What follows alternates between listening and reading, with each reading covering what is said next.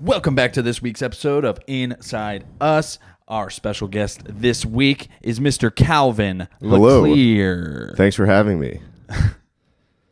He is a comedian on Yes. the Wilmington comedy scene, coming hot and fresh to your local brewery or restaurant or the very well-known Dead Crow Comedy Room, the only premier comedy room in Wilmington, North Carolina. How have you been, Cal? Tired, man. Just get up, go to work, go to stand up, and then go from there. Yeah, I feel Every that. day is, I'm exhausted. Yeah. Every day. But I'm good. I'm having the best time of my life the last couple of years. Yeah. It's like, I always love saying that, and I have like bags under my eyes. It's like I'm living my best life, and like, Oh my God. the utter depression and like revolving anxiety is just sitting in your eyes. I went to 6 cities in October Yeah. across the US, and there's a picture of me in Chicago, and my the bottoms of my eyes are just black. And my mom's like, "You look exhausted." And I was like, "I'm having the time of my life out here." Yeah. I'm having the realest time. It's the best. So I do want to talk about your upbringing. You're a Florida Yes. native. Yes, I am. So I don't know. Just talk us through. What was growing up like? 'Cause Oh man. Sorry. I have a theory that like. Well, what's your theory? Let me hear your theory. So where you went to high school is like where I qualify you as like where you grew up. Right? Okay. Like those are like the big years where like. yes. you became So I went to high school in Alachua, Florida. Okay. It was a very rural school. We had 30 head of cows, 50 sheep, goats, chickens, agriculture, like plants and stuff. Yeah. And my mom was my high school principal. So that was That's it was right, I awesome, remember. dude. It was awesome. I came late to school every single day, would leave whenever I wanted. It was so much fun. Yeah, what's she gonna do? Ground you? Yeah, like Yeah. Yeah, Fuck my- you, mom. yeah. My parents are pretty cool though. Like especially 10th grade-ish, they were just like, we realize he's gonna do what he wants, so as long as it's not bad, we don't care. So I was like I'm from the inner city of Gainesville, Florida, like where University of Florida is. Yeah. Yeah, I live 20 minutes from there. Okay. And then during the week, I'd go out and I'd play with the cows and stuff. And so I didn't really fit in that well. Now, how was it like adapting to? Because I would imagine where we are now is kind of like obviously off of what you said, a lot bigger of a city than here? what you grew around. Yeah, is that No, is it accurate? no, dude, no. So I lived like 20 minutes from downtown Gainesville. Yeah, I've never been. So I yeah. mean, there's 80,000 students and Oh my god. yeah, Okay. Yeah. pretty decent. I don't know what a big city is, but pretty decently sized, I guess. Okay. So, yeah, went to college, dropped out, tried again, dropped out, tried again. Yeah, so I'm on my 5th year of my AA program. So, Yeah. yeah, still working. And so, all right. So I guess like childhood wise, how was it? I would imagine there's a lot of crackheads, right? Meth heads. We have meth heads. Meth heads. Yeah. As a child, do you have any like outstanding memories of just like being out with mom and like kind of being confused on why another adult is doing something? Man, not really. I guess it was just kind of like, this is how it rolls here. You know, you when I was growing up, it's like this is where I live. This is how it works. Yeah. You know, there was no like, I don't understand why.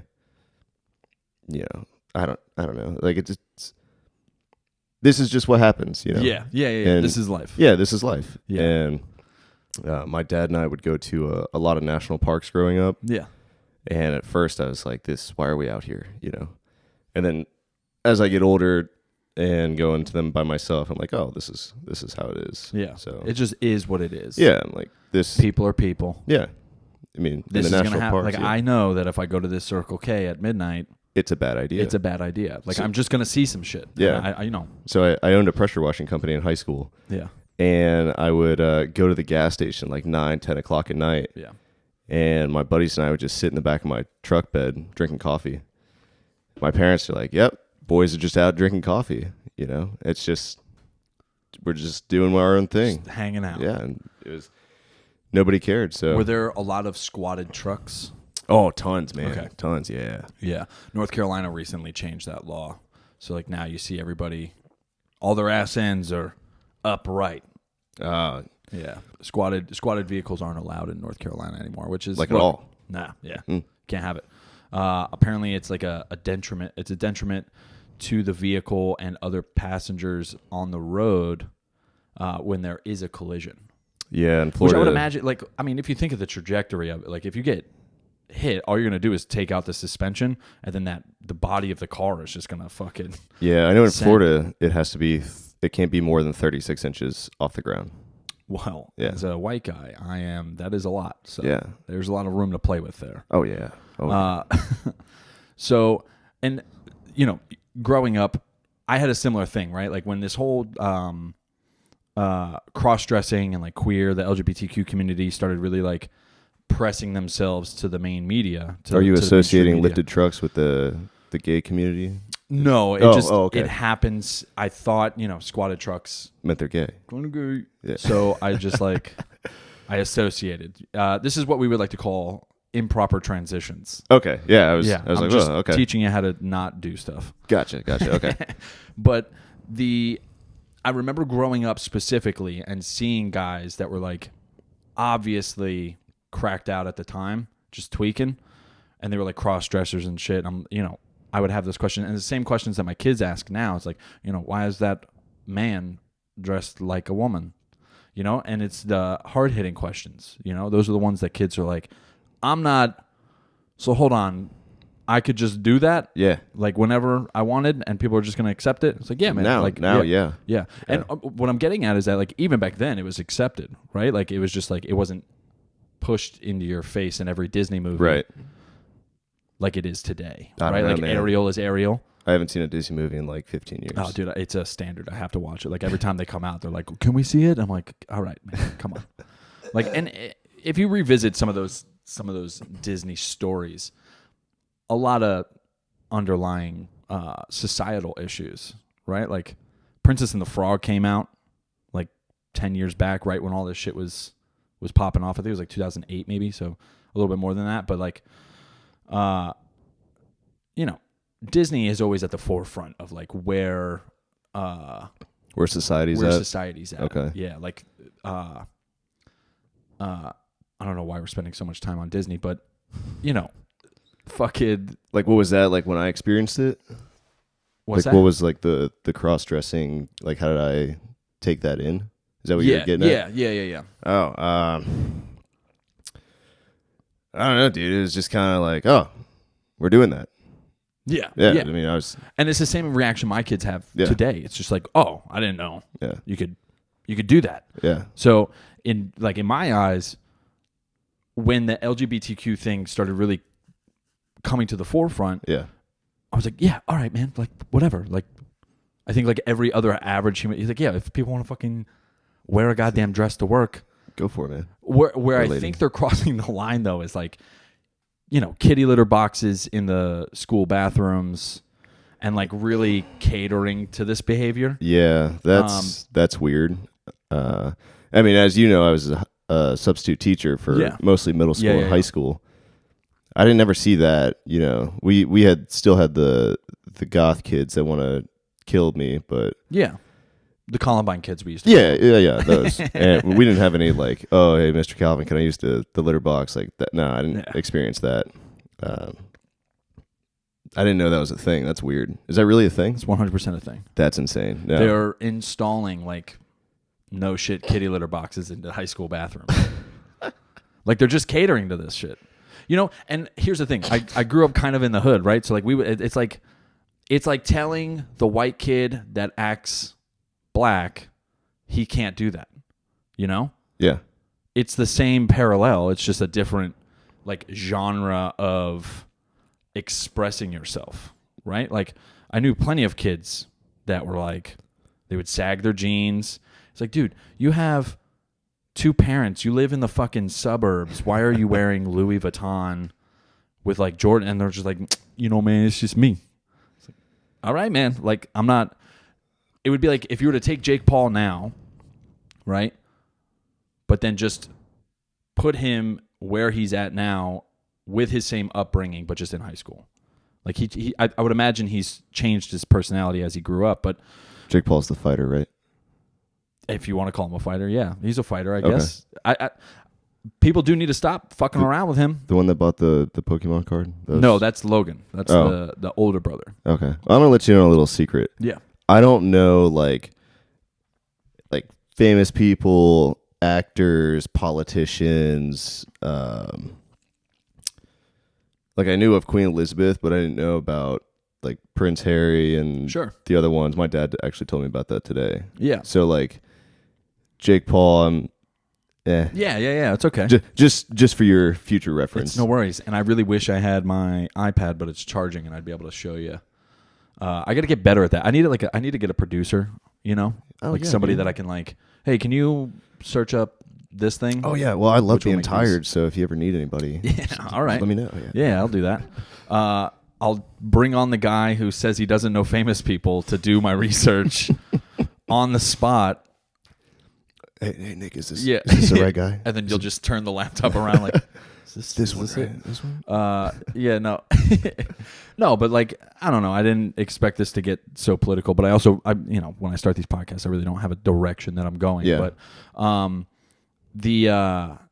like denying kids that to an extent, right? Like, if that's their personality to act like they're from a different area, I think there just needs to be a more firm line on like, okay, you might think you're a wolf when you're at home, but we're in school, we're in a public environment now. Right. You're being a detriment to the public, right? Like, it's inconvenient for us to put a kitty litter box in the bathroom so you can take a shit.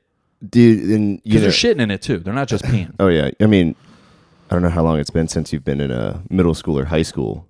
Very long. But kids are mean, man. Yeah. Oh yeah. Dude, like when I was in high school, I'd be shitting in that thing all day. Yeah. Why? Just because. Yeah. Why not? I'll throw my trash in it. Yeah. Just to fuck with Imagine somebody else. Imagine what the graffiti would look like. Oh yeah. On the side of that thing. Oh yeah. Like be like, you're a pussy, and it's completely warranted. Yeah. Exactly. So, being a substitute, I would imagine, especially in Florida, you've seen the gambit of like high pressure, I'm just the sub situations. Yeah, man, I was pretty relaxed about how I ran the classroom. Okay. The kids call me Calvin. It's my first name. Sure. Like, oh, what's your first name? It's Calvin. No, it's not. Okay. I'd come into a class, I'd read whatever packet or whatever work there was for that day. And when the kids would come in, I'd say, do you guys actually want me to teach you or try to teach you or whatever? And if it was no, I'm like, okay, I got my own homework to do.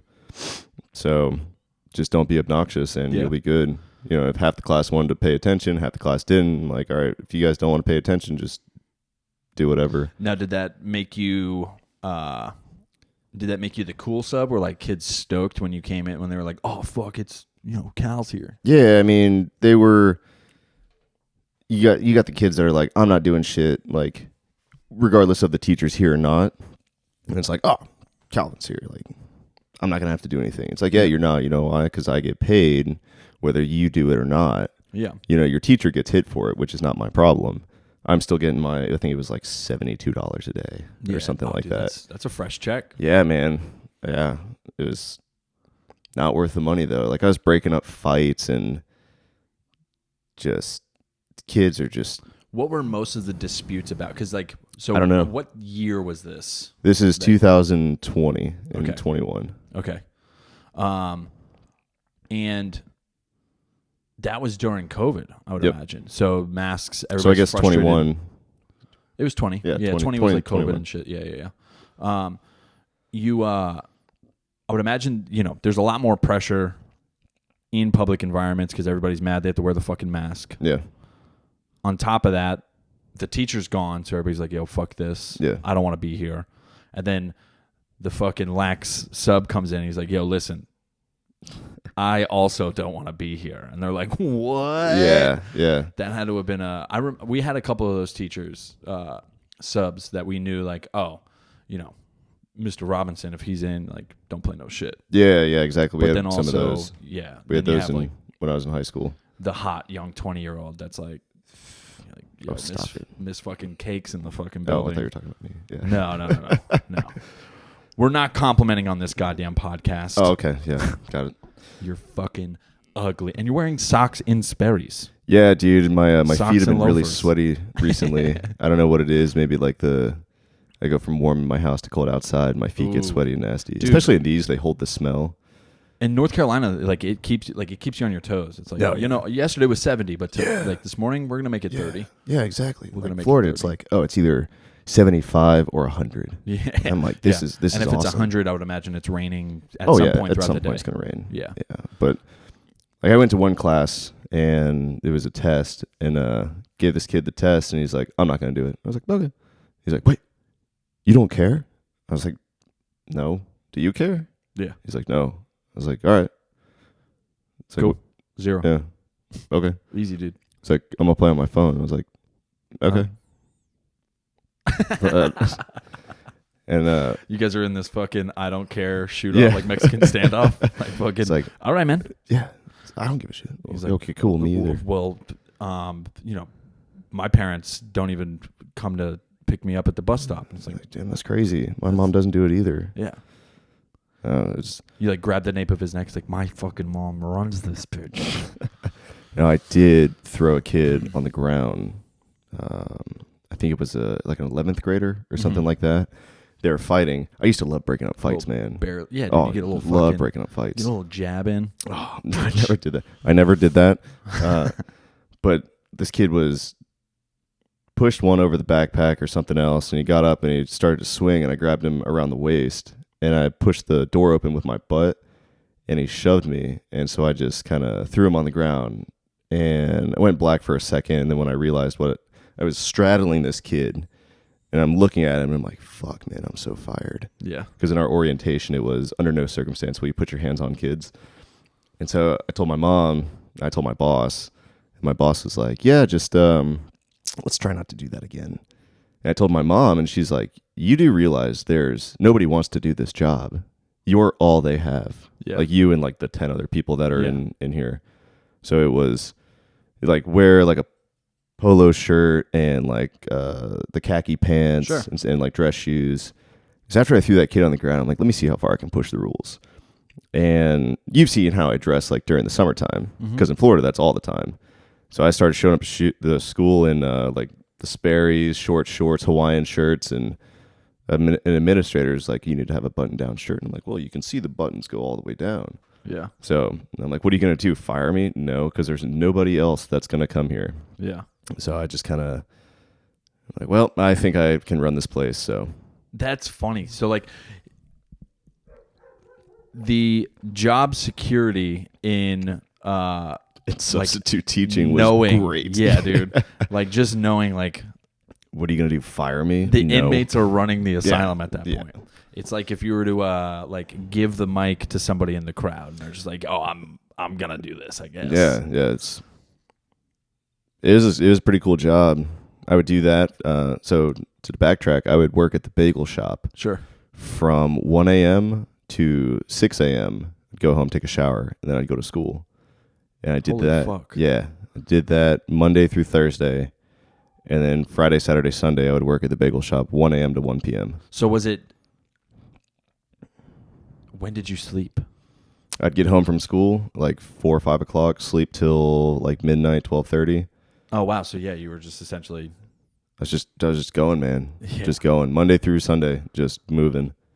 Now, the bagel shop, what did that entail? Oh, so we got there at 1. My sister was the manager. Yeah. So yeah. And it was so if Hold on, real quick, because these dogs. are those your dogs? Well, welcome to Calvin's podcast. Today I'm going to be telling you a story about my life. Nick has abandoned me yet again. Welcome back, Nick. This is gonna get cut out Oh. So the bagel shop was in downtown, and it was on what we call Main Street. Main Street had all the bars. And so, here, we'll take my leg as an example. Sure. So if the bagel shop is down here, the bars were here, and my sister had to drive this way to get to the bagel shop. So at 1 o'clock, she'd text me and be like, hey, 3 minutes. And I'd say to all my friends, like, hey, see you guys. At the first time, my second day at work there, actually, my sister got me the job. Sure. I was like, cool. And then I had just gotten home from Virginia, like just moved back to Gainesville. And my friends were like, oh, dude, like, let's go out, cool. And so it's Friday night or Saturday night. And my sister calls me at 2:30 in the morning. She's like, hey, what are you doing? And I was like, oh, I'm at the boys' house. And she says, well, can you work? I was like, dude, I've had like 15 gin and tonics. And she's like, cool, can you work? And I was like, yeah, man, let me get an Uber. I'll be down there. Went there, made bagels, and boss man shows up at like 6:30. He's like, oh, I didn't know you were working today. And I go, yeah, what's her name didn't come in, so my sister called me, and he's like, what were you doing awake at 3 o'clock in the morning? I was like, well, actually, I was out having some drinks with the boys, and we were just home. And he kind of looks around, he goes, you got here at 3? And I go, yeah. And he goes, how'd you get here? And I said, I Ubered. And he said, well, thanks for coming in, man. I'm going to pay for your Uber, and I'm going to pay you for that extra hour of work. I was like, okay. Sounds good. Yeah. That's best case scenario. Dude. Yeah. If people would just get cooler about letting people drink and drive, like they would think of all the work that could happen. Man, it's at midnight. I am like super productive. Like I don't sleep to begin with, and I'm just super productive. I don't sleep like when I'm supposed to. It's always when I'm not supposed to. And so I'm just super productive like all night. Like last night I was up till like 2 o'clock. Yeah. Just clean the house, doing laundry and whatever. Excuse me. Oh, geez. The Celsius is really getting me. The bubbles. Yeah. But at nighttime, that's when I do my thing. Come alive in the nighttime, dog. Yeah. So. That's it's like the perfect schedule if you hit it off in comedy and get real big, dude. It's gonna be like sleep during the day, hang out at night. Yeah. Rinse, repeat. I would love to have a job where I worked that kind of schedule. Oh, dude. So when I was in Virginia, I worked from noon to 8 p.m. Sure. I'd stay up till like 4 or 5 o'clock and then go to sleep, and that was perfect for me. Yeah. Like that was the best schedule I ever had. Yeah. On my last deployment, I was pulling like 36 hours shifts. Like I would sleep every 2 days. And I honestly didn't mind it. It was like I would have a hump right at the 24 to 28 hour mark. Yeah. And then I would, if I could push through it, I was good, and I would just keep going until I could like nap the next. But like the way my like watch schedule worked, and then like the gym, and then the food hours aren't all like that was my biggest problem. Conducive to anything that I was doing. So I was running like at the most I did was like 36 hours, but like for the most part I was probably at like 28, maybe 30 hour shifts. Jeez. Because I would hit that hump, and then like I need to take a nap, and then I would just crush like 15 hours, just comatose in my bed. Yeah, man. So like almost a whole day of like my off cycle would be wasted to just recovery. Yeah, it was terrible. But and that's the military overworks you. That's what they do. You're like a rag, and then they'll just squeeze you until there's no more juice coming out. Yeah, last time I was on the range, we got there at 5:30, and we left at 7. Just because somebody who makes more money than me decided it'd be a good idea to keep us there for too long. Yep. We're not doing anything. Yeah. But we're going to stay. Yeah. We need to check site counts. Yeah. That's not my job, but go fuck yourself, dude. Yeah. So growing up in Florida, I would imagine you've seen a lot of funny shit. So did that push you into comedy, or like was it a comedy conscious decision? Comedy for me was something that I had always seen. Who's the dude mixed Jeff Dunham? Mm-hmm. Saw Jeff Dunham's show, and like that was pretty hilarious. The comedy and the ventriloquist kind of mix. Yeah, and then started seeing like more comedy stuff growing up slowly. And my dad is a big fan of Saturday Night Live, so we'd watch Saturday Night Live together. What's your like Chris Farley's Van Down by the River. That is like the biggest thing that I remember from Saturday Night Live. That's a good group. Yeah. Yeah, because I think of Saturday Night Live as like they have like classes. You know what I'm saying? Like graduating classes almost. It's like the whole cast, right? Like during that time period was Adam Sandler, Chris Farley. Yeah. And then you have like the class before them, which was like the, David Arquette? No, not David Arquette. He was in the fucking Ghostbusters. Yeah, see, now we're getting into the people that I don't know. Yeah. But and then you have like Andy Samberg, like Lonely Island, like just started doing the digital. Like that, to me, that was like the best. The digital short era was like when they started maneuvering into just sillier comedy. Yeah. But Chris Farley, dude. Legend. Icon. Yeah. Icon. But I was my 21st birthday was in Las Vegas, and I was like, I've never seen a comedy show live, so just looked it up on my phone, found a place. Girlfriend at the time and I went, and we happened to sit in the front row, and the comedian, his name is Butch Bradley out of Las Vegas. He was kind of roasting the front row because this guy wouldn't shut up. He just goes down the line, just making fun of us, and he goes to my girlfriend, and he says, "What do you do?" And she says, "I'm a yoga instructor," and he makes fun of her. He says, "What about you, man? What do you do?" And I say, "I'm the funeral director for the Marine Corps."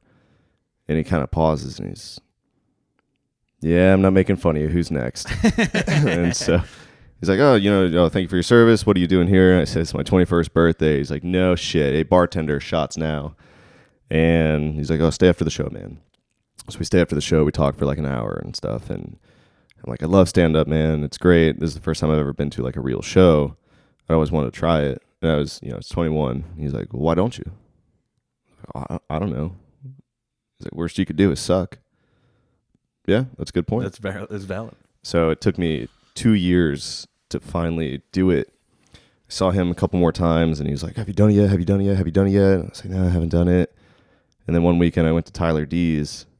I was like, what's the secret, man? Or what's the secret? And they say, just go for it. It's like, what if I suck? And well, then you suck, and it's not for you. So next week, did an open mic at Dead Crow, crushed it, allegedly. I was trashed. My friends told me I did super good. Great. All right, so I went back the next week, bombed hard as fuck. No, I think I said one joke that got a laugh. The rest of the time, I was up there just talking. Yeah. And, it happens. So took a month off, came back, said some stuff, and then that's when I found out about Brad hosting on Tuesday. Went to that every week for like 3 months in a row, and then started doing the Vibe with Annie, and went back to Vegas last October. And Butch is like, "Have you done stand-up yet?" I was like, "Yeah, dude, I've probably been on stage 20, 30 times. He's like, 20, 30 times? I was like, "Yeah, I know. Like, it's only been, 4 months that I've been doing it." He's like, "That's insane, dude. It took me like 2 years to get on stage 20 times. I told him, like, it's all open mics. Like, I've had 1 or 2 paid gigs. He's like, that's awesome. Yeah. Showed him my Instagram. He saw it. He's like, "This is some good shit."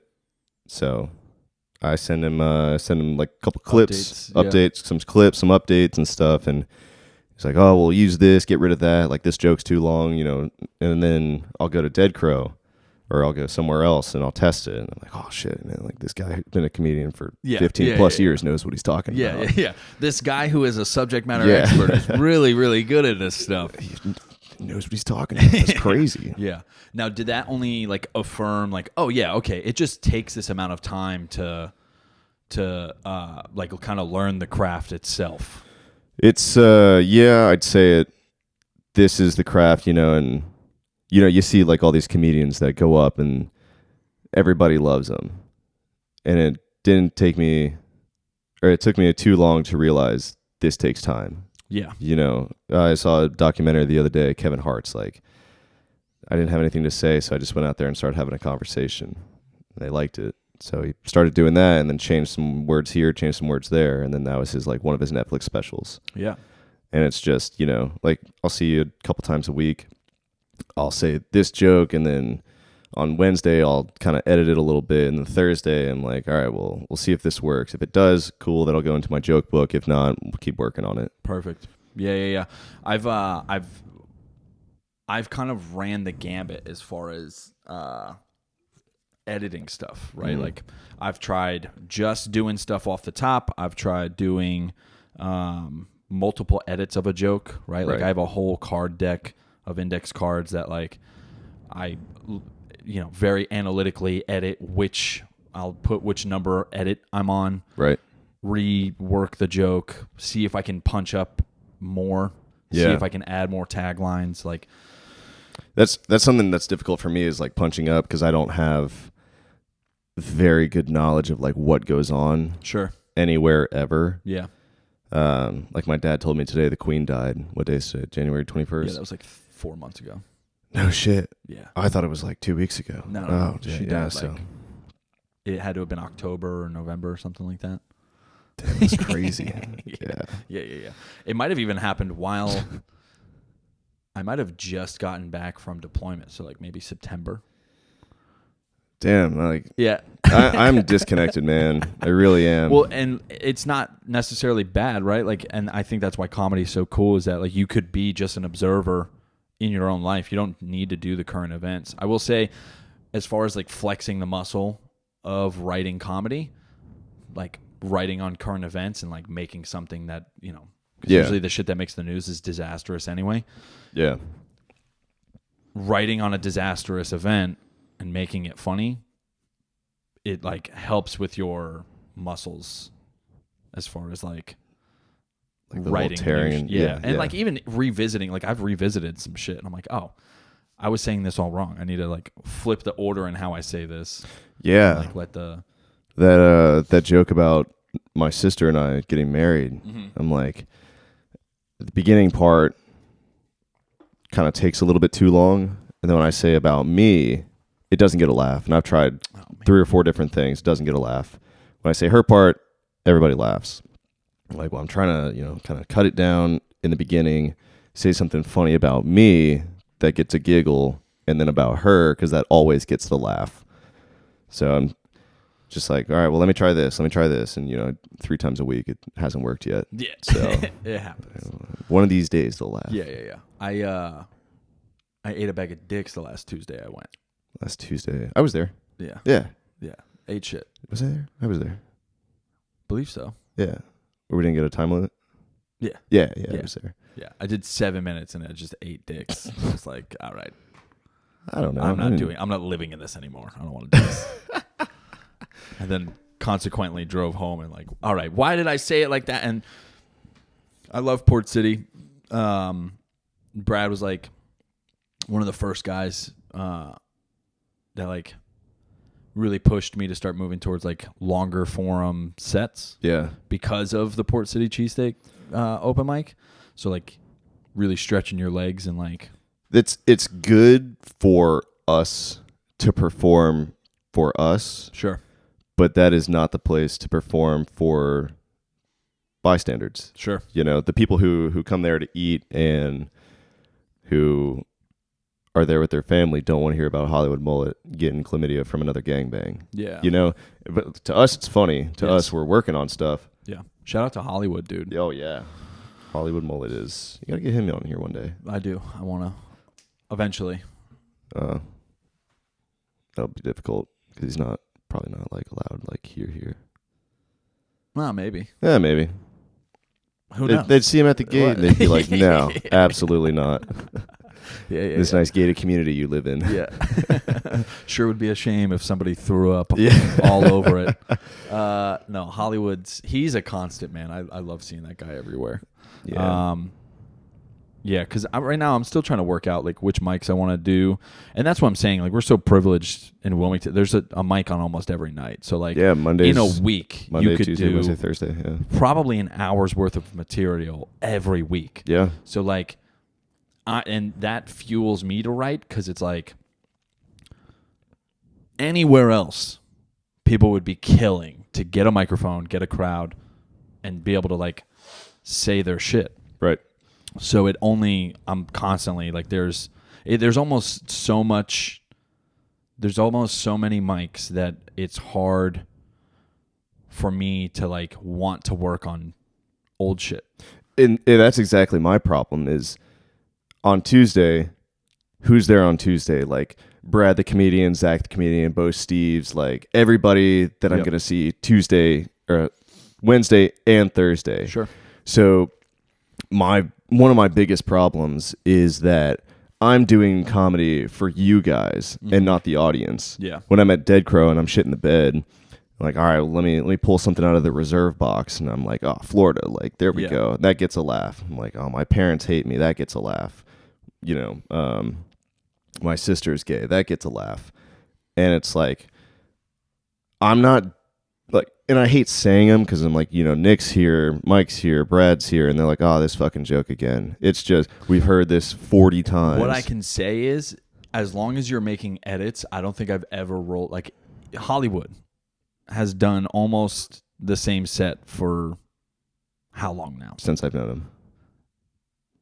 Every time, I still enjoy watching it. Oh, I do too. Right? So, like, fuck that mentality. Yeah. Don't ever feel like we're like, oh, brother, this fucking joke again. Yeah. Because you could say it one time, and here's the thing I've learned is that there are jokes that I know fucking crush. Yeah. And I have gotten my heart ripped out of my chest saying it to a crowd at a fucking brewery that, like, when I say it again at an open mic, I'm just trying to reaffirm in my mind that this joke still works. Yeah. You know? I was doing Not So Hot the other day, and I just you know, sorry to disappoint you guys. I usually like to save those moments for my parents. Yeah. Like pull that one out of the reserve box, and then I got the crowd back. I'm like, all Yeah. right, well, cool. Now I have 30 seconds left till my light comes on. Yep. Glad I just bombed for the last 2.5 minutes. Yeah. Thanks, guys. And I think we're similar in that fact because, like, I didn't crush my first one, but I did all right. I got a couple of chuckles, got some laughs. Yeah. It was all, you know, written material. But then again, the second time, third time, fourth time, 8 fucking dicks. I mean, like, It happens, man. punchlines were off. Yeah, and then, like, now I've gotten to that point where it's not I don't like bombing, but I'm not afraid to bomb because I know I'm trying new shit. I'm trying, dude. like, There have been times where things. I show up and I'm like, this is not going to go well. I don't have really either that much stuff new to say, or everybody's heard this before, and, you know, there are some people that do think this again, and then they walk out, like the comedians, you know. Sure. I'm not going to name names, but it's, what were we talking about? Oh, bombing, yeah. Yeah. It's like, well, when I go to Dead Crow on Thursdays, I try to have something new to say because that's like the premier spot in Wilmington. Tuesday and Wednesday are my times to practice. And then if I don't do well, those times I'm like, all right, let me see, let me check my paper. What do I got? All right, well, yeah, we'll say this again. Yeah. So my other problem is a lot of my topics relate very well or very, very closely. So I'm 24. I talk about girls and my parents and my sister because that's what my life is right now. Mm-hmm. It's really funny to make fun of my last relationships, like the girl who would charge the crystals and then be a total bitch and be like, my rose quartz wasn't charged properly. You know, like that gets a laugh every time. You've heard that, 10, 11 times? Yeah. So, but it's, I'm trying to do comedy for the comedians and not so much the crowd. But my other problem is it's all, here's another story about one of Calvin's shitty relationships. You know?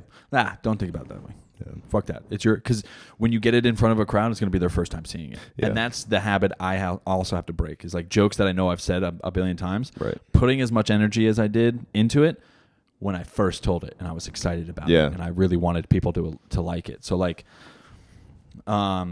and that was something I had to relearn coming back from deployment. I didn't realize how rusty I was until I got back from deployment and I was like, oh shit, like I'm very monotone. I'm putting none of my personality into any of these jokes. That's because I know I'm going to bomb because I know I'm not. And then I'm just in this cycle of like, I don't feel like I'm performing well, not performing well, knowing I'm not going to perform well. And then right back into I'm not performing well. So like I was in this like cycle for, I don't know, 2 months when I initially got back. That's one of my problems too, is I have a deep monotone voice. Yeah. So I've seen the videos where I either that or like, cause I videotape or just audio record, whatever it is. And I'm like, well, I know what the joke is and it's funny, but because nobody knows what I'm saying. And so, like, my coworkers, they hear it all the time because that's where I test out my new shit. Yeah. And then when they come to the club, they're like, yeah, dude, like, we couldn't hear you. Oh, Yeah. yeah. That's, like, they know what I'm saying. It's funny, but the crowd doesn't understand it. Or even pace, right? Like sometimes I've noticed I talk too fast. Yeah. So I'm like giving details, and because I'm moving too fast, people aren't like catching up. Like my story about screaming at the deaf kid at my second day substituting. Like, it's a funny story. Yeah. But when I'm up there, I'll maybe kind of run on it too long. And so I'll try to shorten it up and then skip a detail. Like the other night when I was telling that story/joke, it was I forgot to say, like, the teacher came in saying that she's here to help the kids, not knowing that she was the sign language lady. I totally skipped over that. And I was like, yeah. And I looked at this kid, and the teacher's like, and they're like, wait, but you're a substitute. Why is the teacher there and you're there? And like, it causes this like effect. Yeah, exactly. Yeah. And then confusion's not funny. No, it's just confusing. Yeah, it's. I had a bit where I would talk about Alfred is like a pedophile. Who's Alfred? From Batman. Okay. The butler. I've never seen Batman. In any of the comic books, Alfred's like the butler that like so takes Alfred's care of Batman and Robin. Okay.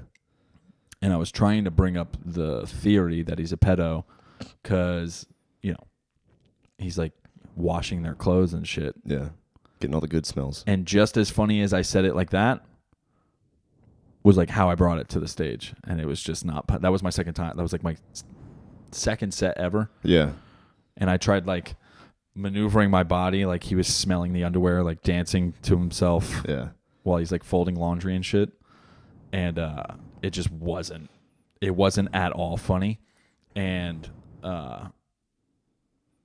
so I think I've learned that definitely tone, pace, like your tempo, all of it fucking matters.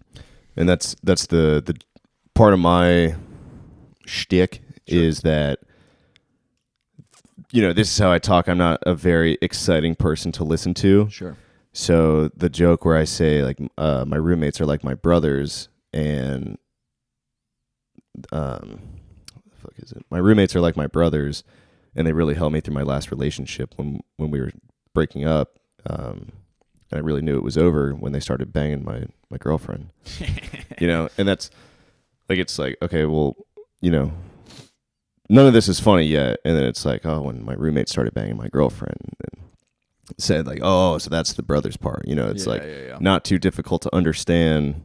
And then, but I got to shorten that up. I have to like make sure I tell them like I live with my roommates who are like my brothers because I never had one. Eskimo brothers is funny. And then when I tell about saying that joke to my mom, I don't get it. Yeah. It's like, you know what an Eskimo brother is? No.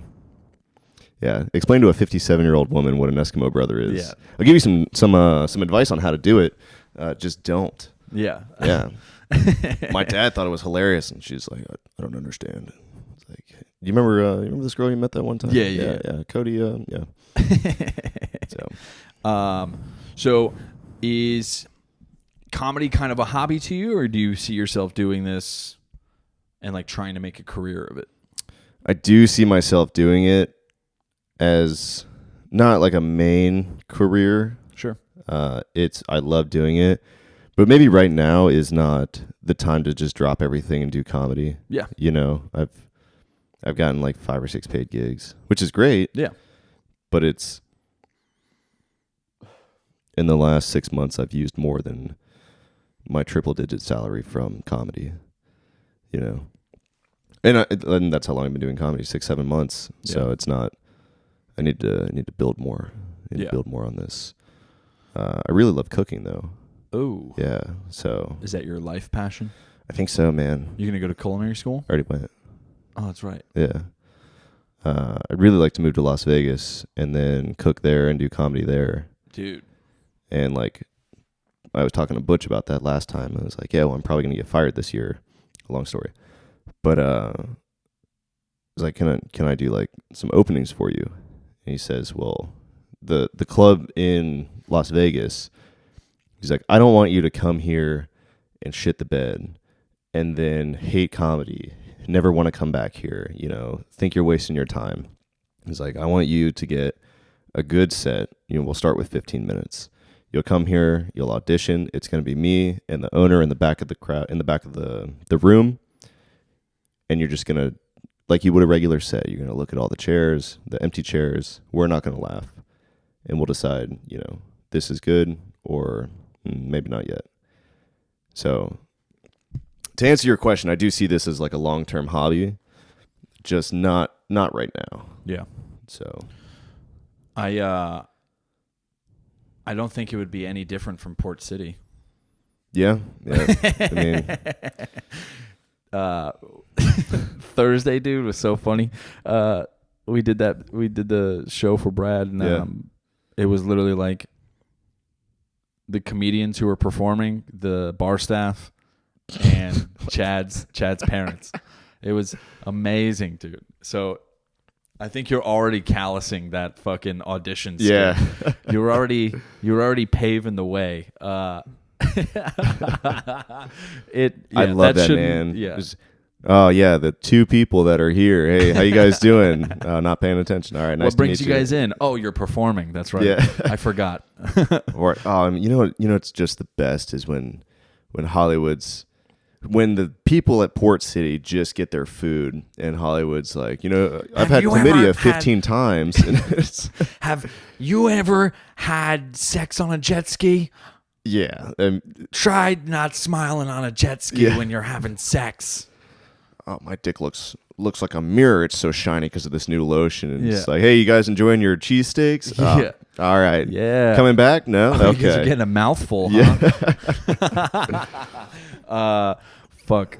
No, that's really cool, though, because, like, I would imagine most comedians who are successful, I'm sure there's some that are like, I'm going to do this. Yeah. But then, like, most are, like, hobbyists who, like, oh, I do have it. Like, I could do this. Yeah. You know? So that's really cool. And then as far as, do you have a specific style of food that you like cooking? Like, are you an Asian cuisine? Are you a fucking all-American cuisine?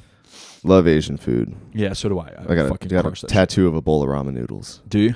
Oh, you've never seen it? Yeah. Am I allowed to take my pants off? Not here. No, Okay. This is going on YouTube. Oh, not my underwear. It's going to stay on. It's right here. Sure. All right. Yeah, fuck it. Pull that fucking... Can't believe you've never seen this, man. No, I mean, you've been I've fully been wearing clothed pants every for time. the last couple months. Oh, yeah, okay. Yeah. Have you been to Japan? No. Ah, okay. I just love ramen, and I was like, just love ramen, and I showed up to the tattoo shop, and I was like, yeah, you know me, I'm a big noodle guy. Yeah, gotta love those get noodles. A bowl of noodles next to my noodle. Yeah, with 2 eggs and chopsticks. That's how I like my noodles. No, but I'm a big fucking I'm like in love with Japan and like Japanese history, the idea of like Ronin and samurai and like how they came to fucking power. So like Asian cuisine is my fucking shit, dude. I love udon, udon noodles. I let those noodles beat the fuck out of my face as I'm slurping them, dude. I don't give a fuck. Plus their culture is just really cool. I love anime. I love a lot of their technology. Plus them as a people, like they're very like, it's very, what is most convenient to the public, right? And that's the whole Japanese philosophy. Wow, that's totally not here. Yeah, it's the exact opposite here. It's a really nice change of pace when you go. Like they hate us when we go there, especially like, and I'm just saying because of the military. Yeah. In Okinawa specifically, but I've heard. Yeah, they have signs like all out front of the fucking that's what the I heard. gates and shit that like, yo, go home. But they, then if you wave, they're like, oh, hey. Yeah, they're getting paid to just do that. Like they just put the sign up. It's just like an advertiser. It's like, is it in Japanese? These like no, some of them are, some of them aren't. You know, how many Marines know Japanese? And then there's just like this old 80-year-old woman sitting out with a fucking umbrella because it's 112 degrees out. Is it hot? Humid as fuck. Oh yeah, in the summertime, dude. Really? You step outside, you already got that sport gloss going. Yeah, it's hot as fuck. Yeah. Rains a lot. Their wet season is really wet. Like this they is get Japan or typhoons. Florida? Yeah. Right. They both seem like peninsulas anyway. Like Okinawa. Like I haven't been to mainland, so like the island of Okinawa isn't that big. But yeah. So like which Which cuisine do you like So doing the most? I'm really, really good at French Italian. Okay. Like I can make pasta from scratch. I don't use recipes. Sure. Which is like the number one thing you're Yeah. supposed to do as a fucking as a cook. It's like, yeah, man, comedy. Yeah, no, I'm just gonna go up and give a TED talk. Yeah. We'll make it funny somewhere in there, I mean, right? I had some guests at my house the other day, and I made chicken carbonara. Okay. And they're like, "Oh, dude, like I gotta get this recipe." And I was like, Love to write it down for you, but just do it." I don't know. Like they're like, "Well, you can open up a shop that says like, just play it by ear. what I want to make, Play it by ear." Yeah, made the noodles, like did everything. I was like, "Yeah, this looks right. That looks about enough of whatever it was." Sure. I think there's an egg in here somewhere. And You could do a really cool, the biggest thing for culinary artists are like fusions. Like, have you ever seen like a taco joint that's like, we're gonna make sushi tacos. We're gonna put spaghetti in this taco. Yeah. I could do that. That's like the new fad. Everybody loves doing that. But I feel like sticking to the basics, dude. You just make a really good like French, Italian. Yeah, I'd want a food truck. That'd be cool. Yeah, and I tried to maneuver my way into using the bagel shop food truck. Yeah, and the owner said pretty much no. My buddy's been trying to convince his wife to like, they're expensive. Do it. They and are like, expensive because her taco recipe is fucking out of this world. Yeah, it's out of this world. Like if I don't know how to do something, I'll watch like a 3 or 4 minute YouTube video on it, and then Sure. just like go from there. Okay. Like I made sopes. Okay. The little tortillas. Yeah. Sopa. Yeah, sopes. Made those. Or like saw like a 3-minute video on it, and was like, yeah, I could do that. Yeah, because I mean, you already have the backing. It's kind of like, it's the same thing when like guys get out of the military and go become a cop. Yeah, it's like you already have most of the know of the how to rigorous shoot. training Yeah. is done. You can shoot, run, and Shoot, run, radio. move, communicate. That's it. And you're really good at following orders. Yeah, right. Yeah. Although I have yet to meet a veteran who like turns his camera off while he's in a traffic stop. So that's cool. At least we're raising our boys right. It's the nasty civilians that come in that are like, we're gonna fuck this up. Yeah, or we're just gonna fuck the department, right? Yeah, like that Tennessee officer. Yeah, yeah, yeah. That poor dude, that husband, that poor guy. I was like, I don't know why I'm getting all these speeding tickets. They're really just like, what is this? Slowing her down. Huh? What is this? Oh, so if you, the joke I did on Thursday, I don't know. I if wasn't you were there. Yeah. No, I had so work. There's this, she's either Texas or like Tennessee, but there was this female police officer. Oh, that was banging the firefighters. No, she was banging other police officers in the department. Is this like a new thing? Like a new thing to come out?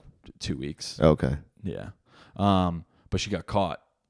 Banging the other cops? Yeah. Nice. And she's married. They're all married. Nice. Every single one of them are married. As there they was should not be, one bit of infertility throughout this whole situation. And a lot of people are mad because it's like, why aren't the husbands, why aren't the male officers getting just as much? They were married, right? They were cheating. It's like, yeah, well, if each one of those male officers had also fucked 4 other male officers, I'm sure this story would be fucking nationwide. But there's only one female police officer that fucked all of them. Yeah. So, use your brain a little bit. Everybody's all up at arms. Can't be but the other guy's fault. Yeah, the husband married to that female police officer had it just felt, Was he cool with it? Was he like, yeah, like they come over to my house all the time? Like, how do they charge if it's like, how does the police department take it if the husband's into it? Yeah. What if he's just like, okay, yeah, that's cool. Cool. Yeah, they sent me the video. It was awesome. Yeah. What do you do then, yeah. society? That's their kink. They're into that shit. What are you guys going to shame us? No, you're not allowed to do that anymore. Yeah. You see that kitty litter box? Yeah. Go shit in the corner. Yeah, but no, so like that's been like the brunt of my timeline on Instagram and shit lately is just memes of her getting thrashed, dude. This social media lashing has to be so much worse than like what she's actually getting charged with, because I would imagine she's probably like getting charged with what, like suspended. Well, it's they're breaking like I'm sure there's a direct order to like not fuck other officers. Yeah, so like getting fired. It's just like the Marine Corps. Yeah, kind of. Yeah, I mean, look, guys get away with it, but also Oh no, I meant like if you get caught, like they take away your shit. in some scenarios. Yes. Some Yeah, scenarios. I had a martial arts instructor lose his rank, pay, and his McMat belt. Damn, got dogged. Yeah, dude, got his girlfriend pregnant. She had the baby. He was posting pictures of the baby on Facebook. Sure. And this dude's like, "Hey, what are you doing with my wife and child?" Oh. And he's like, "No, this is my girlfriend and my child." And he's like, "No, I'm on deployment. I'm on an 11-month pump." Oh my God. So dude came back, did a maternity test, and they were like, "Yeah, bro, you've been banging this dude's wife. We'll take all your stuff now." Wow. Yeah, screwed him over. Damn.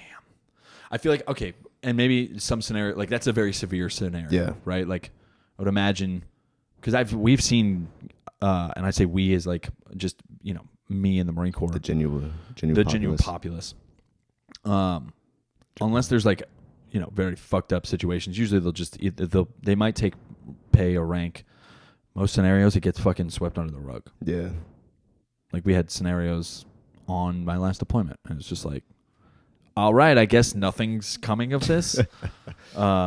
This is not because a super important thing. It should be, but it's not. I don't know. I think cheating is a very slimy thing. I think it's definitely preventable. I think that for the most part, it's fault not only on the individual, but like the dudes around him, right? Like I've been married almost since I've been in the Marine Corps. I've been married it'll be 11 in the Marine Corps. I'll be married 10 years this year. Damn, that's awesome, dude. Yeah, thank you. And I'll be single. I just had a good group of boys around me, like don't want to bang your wife. We had plenty of, no, it wasn't even that. Like I'm not worried about my wife. My wife would 100% tell me. Yeah, well, I mean, you know what I'm saying, right? Yeah. But I also had a good group of boys that are like looking out for me, right? Yeah. Like when I would get fucking pissed drunk hammered, you don't know what the fuck you're doing, right? And we would go places and it's like, the single guys in the group are hanging out with girls and shit. So it's just like, us as the married guys have to like keep each other in check. It's like, dude, you don't mean what you're doing. Hey, right now. let's stop doing that. Yeah, let's push the brake a little bit. And I think that's a big. I don't think that brotherhood is like in the Marine Corps anymore. Like it doesn't. I don't see it, at least. Yeah, there's a lot of stuff that I'll talk to you about after the pod. That's just like. Yeah, why? And it's unfortunate to see. Yeah. Because as much as I hate pressing my time, but like now I'm becoming one of those old folk in the Marine Corps. Yeah. You know what I'm saying? I'm becoming a crusty bastard. Yeah. Like Well, I've seen you some said shit. 11 years? Yeah. Yeah. I'm at 5, and it's just like even now, like it's a lot of stuff has changed just in the last 5 years. Yeah. Where I'm like, from when I got in to present day, it's like, well, 4 years ago, this is not a thing. Well, dude, I'm sure you've seen it more than I have. I got in right at the end of like the Afghan shit, Mm. like when a lot of battalions were going. Like I got fucked on my first deployment. They sent a company to Afghan from us, so Echo and Weapons went. Yeah. And then our company, Fox, we went to reinforce the embassy in Libya. Right. So we got fucked. It was like we were just standing post. Yeah. We saw some cool shit, but like, that was the closest thing I had to a combat deployment. It was just like I felt so robbed. Yeah. And I had to come to grips with that eventually, but I joined during like height of wartime, Right. and then now like I'm seeing like peacetime, and it sucks. It's like it's trash, Dude. Well, it's like garbage. I didn't join the Marine Corps to sit in the barracks and be bored all Man. fucking day. Yeah, You know? and like now I'm too deep. Yeah. I got 8 years left. Yeah. Like, You're not gonna stop now. There's no point. why would I get out now? I could be looking at Gunny here in the next year or so, year and a half. Awesome. Why not ride this bitch out? Yeah, my job is pointless right now. They're Yeah. getting rid of it, and I'm reservist, right? Yeah. So I'm reservist, but to put this in easy terms, I don't enjoy being there. Sure. So like I was in Quantico for a year and a half on active duty, and then I went to MARSOC for 7 months on active duty, just doing admin shit. Yeah. And I was like, this is better than making bagels and dealing with shitty kids. Yeah, man. Then I came here. I've been here for a year and some change, and it's like this job that I have specifically now is everyone's good to me. Everyone's good to each other.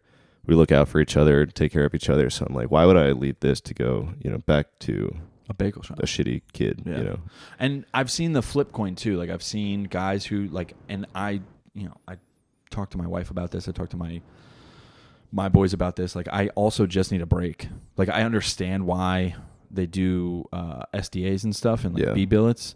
For everybody listening, if you don't know what it is, it's a special duty assignment. That's usually not a break. Recruiters, drill instructors, combat instructors, MSG, which is Marine Security Guard, which they just go to embassies and like bolster up security personnel there. But I'm burnt out, dude. I'm 10 years, 6 deployments. Like I have been in the fleet for almost 11 years now. Oh, so it's like poor thing. I'm trying to get a deployment. Yeah, I got kicked off my fucking UDP to Japan. Yeah, get on one of those. Those are fun as fuck. I can't, dude. My job's useless. Yeah.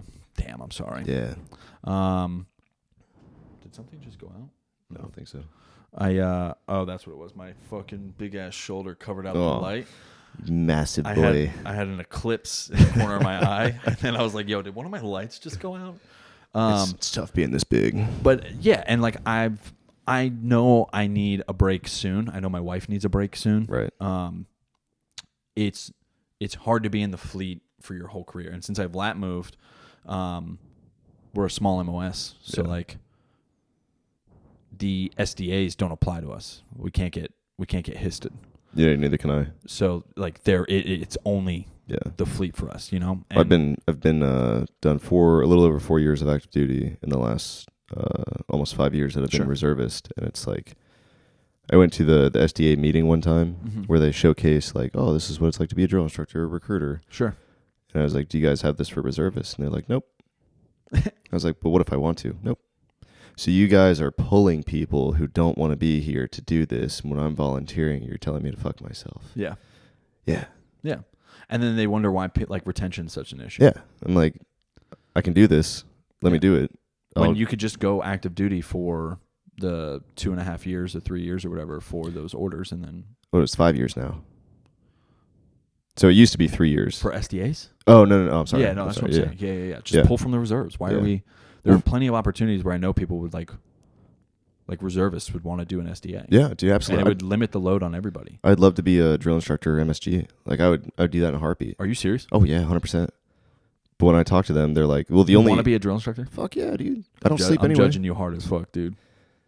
Those people. I'd probably take drill stories. Yeah, I'd probably take drill instructor like I was a substitute teacher, and then I'd, Yeah, immediately get booted off the island or San Diego, whichever one you go to. You need to hurt these kids' feelings more. Like, but that's I don't want to do that. Yeah, you got to be a special individual to go to the fleet and then come back. Well, I guess mine's a little skewed. So like all my drill instructors were like PTSD'd out. So like they were already angry in life. Yeah. So like the translation was not hard to to just put it on us. You know?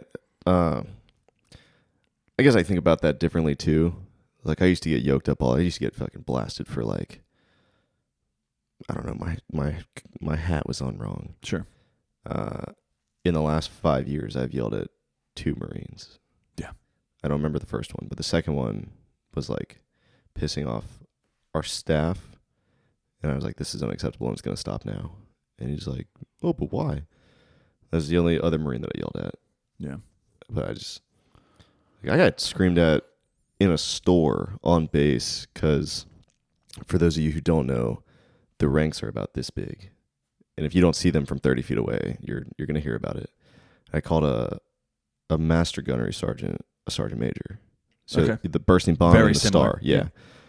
I'm like, why? Why was that? He took offense to it because he specifically went down the master guns route. Yeah. So he didn't get called sergeant major, and then you did the exact thing that he chose in life. Yeah. So not to do. Man. Like, for everybody who don't know, so master guns MOS specific. Is MOS specific. You're the SME. You are handling everything that like is tactically or efficiently practical to that job specifically.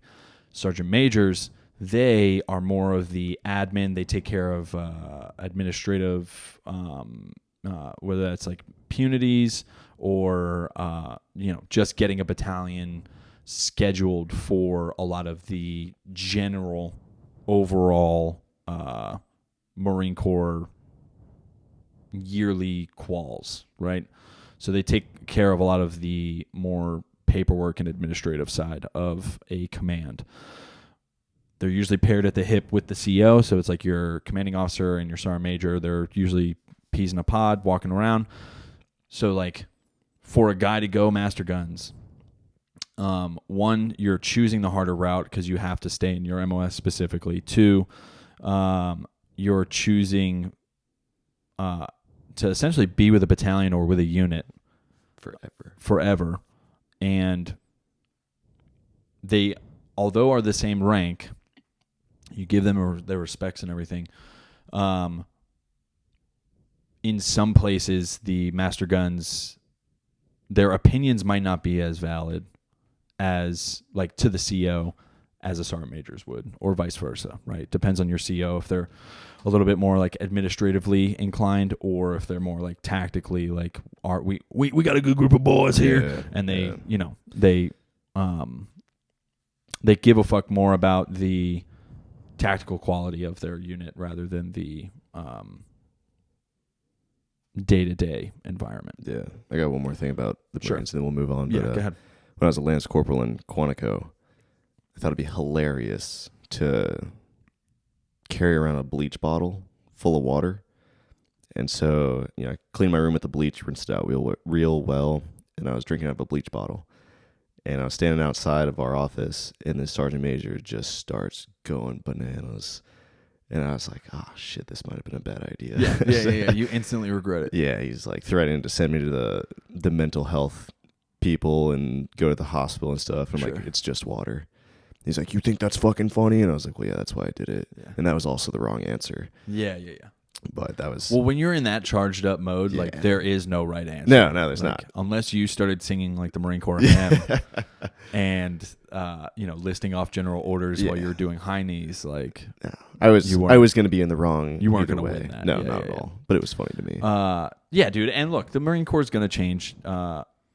We've had a lot of leaps and bounds since I joined in technology. Like, just even equipment that we use now is just 100%. You think we'll get litter boxes? But like, it's lighter and shit, huh? You think we'll get litter boxes in the bathrooms? What I do think we will get are leashes, because we're devil dogs, and they'll just have somebody walk us around. Thanks. I'll be here all night. I'll be a dead crow tonight. Do you stay up on Thursday? So how did you grow up, with the LGBT community? What was that like for you? Were you like, it's like a spider, like, I'm okay with it, just don't touch me? So I've always kind of been around queer, gay, lesbians, like, so I'm from, like, I lived in Ocean Grove, which was like a square mile of beach and just gay and old people. It was like the retirement. That's not the hood, bro. Well, so just north of us was Asbury. We were surrounded by the hood. That was the thing. Okay. Right? So Neptune and Asbury, they had a lot of gangs that were beefing, right? Where is this? Is this New Jersey? Yeah, okay. This is Jersey. And you could look, I mean, I guarantee if my phone's recording right now, but like if you were to just look up like murders in Asbury, there will be 3 that pop up, I'm sure, today, tomorrow, whatever. Okay. So that's what was so weird about it, is that I grew up loving to skate and like cutting that up, but like you would see pride flags and stuff all the time. It was a weird thing that like they don't get married. Yeah. That's it. That was the only difference. It's 2 people that love each other, blah, blah, blah, blah, blah. But I would always be like, I remember specifically, we have like family friends that were lesbian, and they would come over and hang out with my mom and stuff. And I would always wonder, like, well, how come they don't have husbands? Yeah. Because at that point in my life, I was just like, oh, they're just friends. No, they They were fucking. Yeah, they were fucking. Yeah. And then like when I started working, the place I worked at were owned by two gay guys. Mm-hmm. We didn't really they didn't really talk about it. We didn't really talk about it. We just knew that they were together. Yeah. And so like it was. What I don't like is putting it in your face. That's what I don't like. I guess I haven't been experienced to that. The only time I've been like, somebody super flamboyant in my face about it is at the drag show. Sure. Which you go there for that. Have you ever been to a drag show? No, I haven't been. Oh my God, it's so much fun. Yeah, I would imagine. I love the drag show, dude. Yeah, dude, those people are fucking awesome. Oh my God, like those are people who know how to have fucking fun. Yeah. My sister took me because I wasn't invited to a bachelor party. Sure. So I went to the bachelorette party, and she's like, "Hey, are you like okay? Like, are you comfortable with your sexuality to be here?" Sure. And I was like, "Yes, I am." But that guy covered in oil in the corner, I do not want him to touch me. Dude's like dripping in baby oil. Sure, yeah. And it's just because you don't want the oil on. Exactly. Your Yeah. clothes. I was like, if he wants to dry off, we can have a conversation. Sure. But I just yeah. It's the physical oil that I have a problem with, not him. Yeah. Not greased up deaf guy. Some dancer made fun of me for being straight on a microphone. Sure. In the club, and I thought it was hilarious. Yeah, that's fucking awesome. And I was like, we were watching the show, and we're like throwing dollars and stuff, and yeah, I was like, this is so much fun. So I guess like me being introduced to the gay crowd, I got like a very good introduction. Sure. Like my sister. This is the extreme. Yeah. This is what it could be, right? Yeah. My sister's like, hey, do you want to go hang out with my gay friends? I'm like, fuck yeah. And I'm like, so when do they start dancing? And she's like, okay, no, like that's not who these people are. It's like, oh, okay. So you guys are like, it's just fun. Yeah. And like I got that joke about like when I go out with my sister's gay friends, I get to hang out with pretty women, but no, the girl wants to talk to me. Sure. And nobody wants to fuck me. Yeah. When I go out with her gay guy friends, like everybody wants to fuck me. Yeah. And see, that's just a joke that I've never been. Her sisters or my sister's friends always leave me alone. As far as I have to leave the girls alone and the guys leave me alone. Yeah. But like coming into the gay community experience, I was accidentally hit on my sister's girlfriend. Right after she came out, I went down to Tampa to visit her, and her two roommates were home, or her roommate and her girlfriend were there, and I ended up talking to her girlfriend about going out. Sure. I was hitting. She saw it as friends. She saw it as friends. I was hitting on her, and when I said like, let's go do this, she's like, oh yeah, I'll see if your sister wants to go, and I'm like, or it could just be you and I. Yeah. And she says, I'm dating your sister, right? I was like, oh, okay. Dude. I thought, and yeah, my bad. Yeah, my bad. Yeah, dude. So one of my coolest experiences, like out at a bar with my boys, was getting hit on by a gay dude. Oh, dude, he was just feeding me Long Island iced teas all night. It was fucking awesome. Oh no. Yeah. And he's touching my. He was like touching my leg. He's like, ah ha ha, laughing at all my jokes. I'm like, dude, I would pay money to have this experience every Friday. Like this would. It's just companionship. The only thing about gay dudes is that they're ruthless, man. Oh yeah. Like, I was talking to one of you have to be, dude. You can't rate. Look, most of them get bullied on the way up because one, fucking kids are mean. Two, they're still trying to figure out. So they're doing dumb shit themselves, trying to figure out what they like, just like every other fucking kid. Gay dudes have some of the fucking thickest skin I've ever seen in my life. Dude, I thought I had thick skin. Yeah. And this dude was hitting on me at a bar back home. I didn't realize it because I'm just numb. I'm to just it. Yeah. friendly. And he's like, what do you do? And I do stand-up comedy. Tell me a joke. So I say like, oh, my ex-girlfriend. He's like, wait, your ex-girlfriend? And I was like, yeah. So my ex-girlfriend, he goes, I don't want to talk to you anymore. I thought you were coming home with me. And I was like, what are you talking about? They cut it off right there, dude. Yeah, he's like, no, I'm done Never with mind. this. And yeah. I was like, wow. What am I going to talk to this fucking straight dude? Yeah. Fuck that. Do you want to hear the joke anyway? Yeah. Like, that's how it feels when guys are rude to women. When as soon as they know that, like, oh, I'm not bringing her home. But that's some dudes are like, oh, no, I still have a chance, dude. I want to bring her home. So they keep fucking nagging. It's like, dude, just know when to shut the fuck up. Yeah, man. Well, so that's like having a sister. I hear like the shit my female friends say. Sure. They're like, oh, this dude was doing this and this and this. And I talk to my sister, and I'm like, can you believe the audacity of these douchebags? And she's like, bro, that's what it's like to be a woman. And I just like, and Yeah. beyond disbelief. Yeah, I'm like, like, why? What have I been doing for years? No. Like them being just dicks. And then Yeah. I'm like, why would a dude do that to like, another person? It just didn't make sense to me. No. And she's like, yeah, that's Because you were raised normal also. Yeah, Like, there I are was- also just I guess I was just not a fucking dick growing dickhead. up. And, Yeah. Yeah. Like one of our friends from the club went out the other night with some dude, and he was like, well, when we start dating, you can't do this and this and this. And then she's like, well, I think we're done here. Yeah. And then he just started being a dick. And I was like, one, I wish I was there, because then I'll show him like Yeah. where the door is.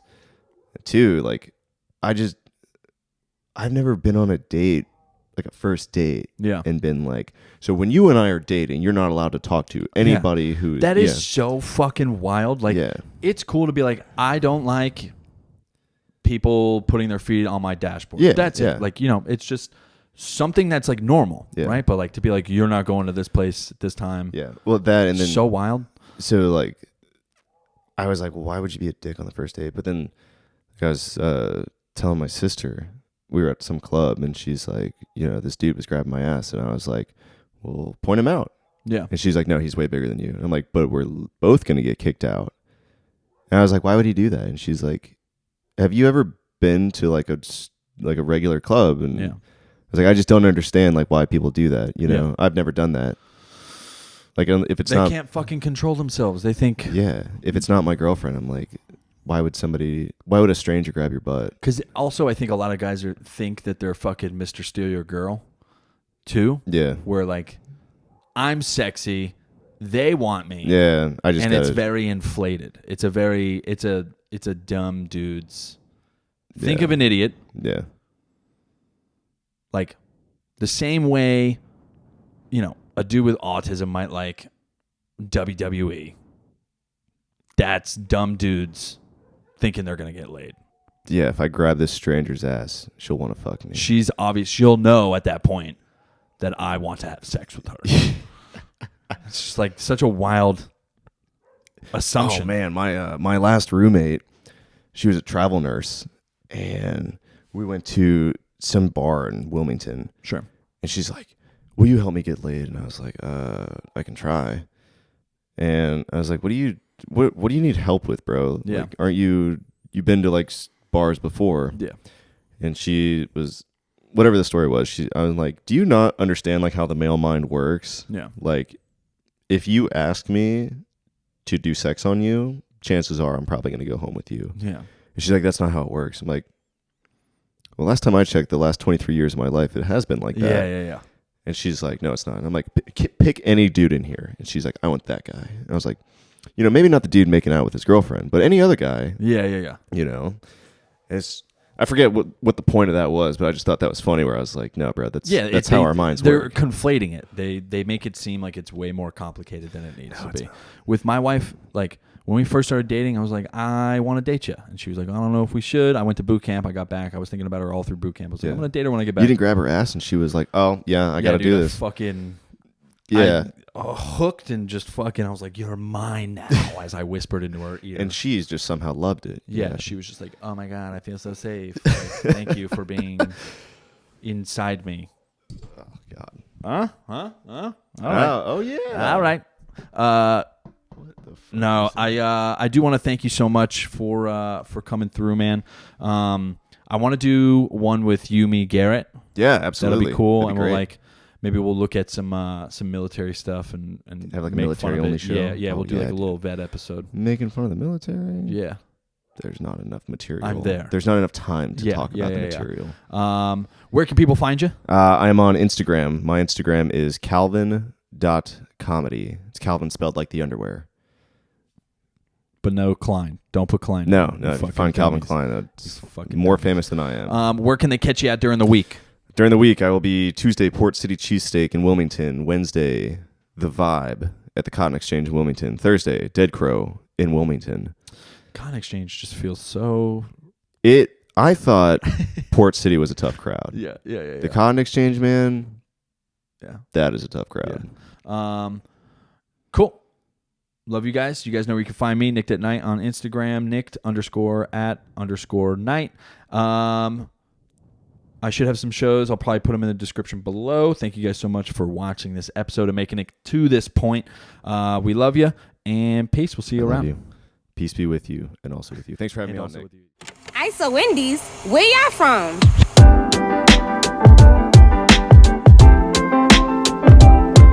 ISO.